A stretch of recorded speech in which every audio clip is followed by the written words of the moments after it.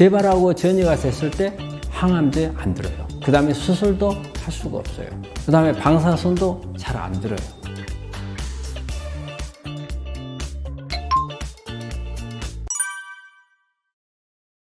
재발 전이는 이제 막아야 되는 게 이제 가장 중요한 거죠. 왜냐하면 우리 암이 무서운 거는 원발하면 무섭지 않아요. 원발하면 사실은 이제 3기, 4기 가버린 경우는 다르겠지만 우리가 0기, 1기, 2기에서 원발하면 무서운 게 별로 없어요. 왜? 수술할 수 있고 그 다음에 항암, 방사선 하면은 암세포가 잘 죽어요. 그런데 문제는 재발하고 전이가 됐을 때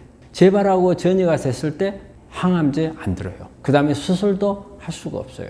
그 다음에 방사선도 잘 안 들어요. 그거는 왜냐? 재발 전이가 된 암은 원발암하고 성질이 달라졌어요.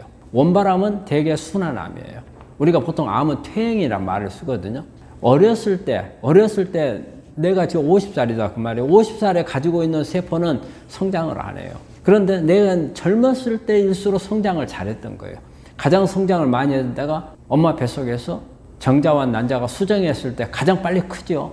암도 마찬가지예요. 암세포가 이게 젊어지면 젊어질수록 성장을 빨리 해요. 그러면 가장 성장을 잘하는 게 줄기세포였을 때. 줄기세포라는 것은 엄마 뱃속에 있을 때 막 만들어져서 그래서 우리가 배아줄기세포는 말을 쓰거든요. 이게 그 배아줄기세포의 상태의 세포로 암세포가 만들어지는 것을 그게 이제 우리가 암줄기세포 이런 말을 쓰거든요. 이 암줄기세포는요 항암제 안 들어요. 그리고 잘 죽지도 안 하고 그리고 어떤 환경이 안 좋을 때는 가만히 숨어 있어요.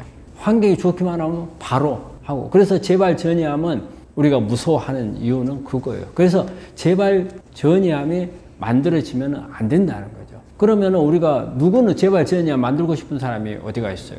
그렇지만 그러면 어떤 환경에서 만들어지느냐? 자, 먼저 유전자를 보면 좀 알 수가 있어요. 저는 우리 환자들한테 유전자에 대해서 좀 관심을 좀 많이 가졌으면 해요. 이 유전자에 여러 가지 이게 우리가 암이 앞으로 어떻게 가겠다 하는 암시를 주는 부분들이 많이 있어요.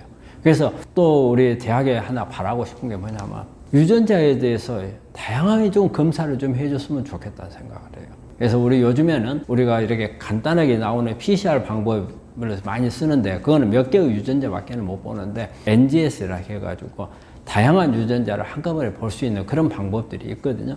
이런 방법들을 같이 좀 해주면 암에 대한 치료도 여러 가지 방법을 찾을 수가 있고 그 다음에 이 환자가 앞으로 재발 전이가 될 수 있는 가능성이 얼마나 있겠느냐 이런 것도 우리가 추정해 볼 수가 있거든요. 그래서 그런 유전자를 보면은 재발 전이가 되겠다 안 되겠다 재발 전이를 이렇게 유도하는 유전자들이 있거든요. 이런 부분들을 봐서 만약에 이게 나쁘다 할 경우에는 재발 전이 될 가능성이 많기 때문에 조금 더 적극적으로 치료를 해야 되고 조금 더 조금 더 어그레시브한 치료가 필요한 부분이에요. 그래서 그런 부분인데 또 하나 요소는 뭐냐면 이거는 사실 암이라는 병이 아주 응급실에 가야 될 병이 아니란 말이에요. 그래서 되게 우리 환자들이 암이라는 진찰을 받고 나면은 겁을 먹죠. 그런데 수술하고 항암, 방사선 다 끝나고 나서 아무것도 안 보여요. 관해된 상태가 되면 그 다음에 방심해버리는 경우가 많아요. 이게 방심을 하게 되면 실제적으로는 수술, 항암, 방사선에서 안 보였지만 어느 구석인가 암세포가 숨어 있을 수 있단 말이에요. 그러면 이 숨어있는 암을 내거 면역세포가 힘이 강하고 환경이 좋고 그랬으면 나중에 이거 없앨 수도 있는데 우리 환자가 그러고 나니까 암이 없어. 그래 교수가 좋아졌대. 그러면 나 다 나았는 모양이다. 방심하고 놔둬버리는 거예요. 근데 어때요? 이 환자는 이 암이 만들어졌을 때 환경으로 돌아간 거예요. 나쁜 환경. 오히려 수술, 항암, 방사선 받는 걸 받았기 때문에 더 나쁜 환경이 된 거죠. 그런 환경에서 안 죽고 살아남은 놈이 있다면 언젠가는 더 빨리 클 수 있는 그런 게 되기 때문에. 근데 본인이 모르니까 방심하고 이렇게 지나가 버리는 경우가 있고 또 이런 경우가 있어요. 환자들이 되게 긴 병에 장사 없단 말이 있잖아요. 그렇듯이 처음에는 아주 경각심을 가지고 하다가 몇 년 흐르면은 그때부터는 이제 나 다 나온 모양이다. 또 우리 환자들이 요즘에는 이런 게 있어요. 완치라는 개념을 참 많이 쓰는데 이 완치라는 개념이 우리나라만의 특성이에요. 왜냐? 우리나라에서 암에 걸리면은 5년 동안 중증을 산정특례를 해가지고 의료보험 혜택을 주는 게 있어요. 그래서 이 5년 동안 산정특례를 해주니까 5년 동안 이상이 없으면 산정특례가 해제가 되거든요. 근데 이거를 완치 판정이라고 생각을 하는 게 있어요. 이건 완치 판정이 아니에요. 단지 국가에서 주는 혜택을 이제 당신은 이제 그 방금 껐으니까 이제 그런 혜택을 주지 않겠다. 그 해제시키는 거거든요. 그런데 우리 환자들이 그걸 완치 판정이다 하고 그게 중증 해제가 되면 축하 뭐 술 한 잔도 하고 뭐 한다는데 이게 방심이 될 수 있어요. 다 나왔다. 아, 그건 난 됐어 이제. 난 원래 상태로 돌아갈래. 내 하고 싶은 대로 할 거야. 이게 나중에 재발 전이가 될 수 있는 요소가 되는 거예요. 그래서 내가 재발 전이가 되고 싶은 사람은 없어요. 하지만 그런 부분들이 나도 모르게 그렇게 하고 또 하나는요. 스트레스를 벗어나지 못하는 사람들이 있어요. 우리가 암이라고 하는 병은 스트레스가 면역을 떨치기 때문에 엄청 중요하거든요. 스트레스를 조절해야 되는 게. 그런데 내가 사는 환경 자체가 스트레스를 벗어나지를 못한다는 거예요. 이런 부분들이 나중에는 재발 전이로 갈 수 있는 그런 부분이기 때문에 우리가 어떻게 해서 이제 스트레스를 줄이라고 그래요. 저는 근데 우리 환자한테 이런 말을 해요. 내가 스트레스 줄이고 싶어서 줄이기 싫어서 내가 갖고 있느냐? 그건 아니라는 거죠. 근데 이 중에서 정말 내려놓지 못하는 경우가 있어요. 하지만 스스로 내려놓지 못하는 사람들이 있어요. 예를 들어가지고 직업을 가지고 있는데 직업이 힘들어요.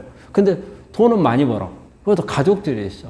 그러면은 이 부분을 내가 이건 없어도 먹고는 사는데 이렇게 좋은 직장인데 내가 어떻게 내려놓겠느냐. 이런 사람들이 있거든요. 그럼 못 내려놔요. 그 다음에 또 어떤 명예라든지 내가 명예를 지키기 위해서는 내가 감수를 해야 되는 부분들이 많이 있단 말이에요. 이런 부분들을 내려놓지 못하는. 근데 암이라고 하는 것은요, 내려놔야 돼요. 내가 정말 내려놓지 못할, 피치 못할 사정이 있다면 어쩔 수가 없지만, 내려놔야죠. 그리고 장애물을 넘어야 돼. 암이라는 장애물을 넘어야 그 다음에 내 다음 인생이 있어요. 근데 내가 다음 인생을 위해서 지금 준비를 하고 명예를 찾고 하지만 이건 못 넘으면 아무 소용이 없다는 거예요. 그런데 그 스트레스를 벗어나지 못한 사람들은 자기 스스로 재발 전이를 촉진하는 역할을 하는 거예요. 그런 부분들을 환자분들이 관심을 갖고 생각을 하고 그래서 방심도 하면 안 되고 그리고 철저히 근데 암은 평생 관리라는 거예요. 평생 관리하는 것은 뭐 때문에 재발 전이가 안 되도록 하기 위해서요. 그런 부분이 필요하다고 생각합니다. 사실은 암이라고 하는 것은 성장 속도가 있잖아요. 내가 젊을수록 성장 속도가 빠르고 나이가 많을수록 성장 속도가 암세포도 성장 속도가 느려요. 그 생리적으로 어떤 이제 그 기능들이 많이 떨어지기 때문에 사실 이제 요즘에는 수명이 길잖아요. 오래 산단 말이에요. 오래 살기 때문에 예전에는 막 한 70만 먹어도 이제 완전 고령으로 보고 치료를 적극적으로 하지 않으려고 하는 경우가 많이 있었는데 요즘에는 뭐 90살, 뭐 100살까지도 사니까 어느 선을 고령이라고 봐야 될지 그거 정확한 기준을 보기도 어려운데 암은 그런 것 같아요. 나이가 고령인 경우에는 암을 제거를 하나 안 하나 자기 수명대로 산다는 말을 해요. 자기 수명대로. 그래서 암이 있더라도 성장 속도가 떨어지기 때문에 그냥 단순하게 암이야. 암은 무조건 없애야 돼. 그리고 암은 나를 갖다가 무조건 공격을 해서 나를 힘들게 만들어. 이런 개념이 아니고 고령인 경우에는 암을 조금 지켜보는 것도 하나의 방법이다. 왜냐하면 암을 수술함으로써 고령인 사람들이 견디기가 힘들잖아요. 수술도 견디기가 힘들고 항암이라든지 방사선 이런 부분들이 힘들어서 오히려 삶의 질을 더 다운시켜버리고 치료를 안 하는 것보다 더 못하게 될 경우도 있어요. 하지만 또 뭐냐면 암을 제거를 해버림으로써 어떤 부작용 같은 게 암으로 인한 부작용, 암이 어떤 압박을 해가지고 통증이 나온다든지 뭐 소화가 안 된다든지 복통이 나온다든지 막 이런 부분들, 암으로 인한 이런 부분들이 예상이 되는 경우에 될 경우에는 그리고 수술할 수 있는 가능성이 있고 그만한 체력을 가지고 있다면 그걸 하는 게 맞는 거고 그래서 고령은 안 해도 된다, 해도 된다 이런 기준보다는 이 환자가 이 암이 성질이 어떻고 치명적으로 바로 어떤 영향을 줄 수 있는 부분인가 아닌가 이런 부분들을 판단을 해가지고 정하는 게 답인 것 같아요.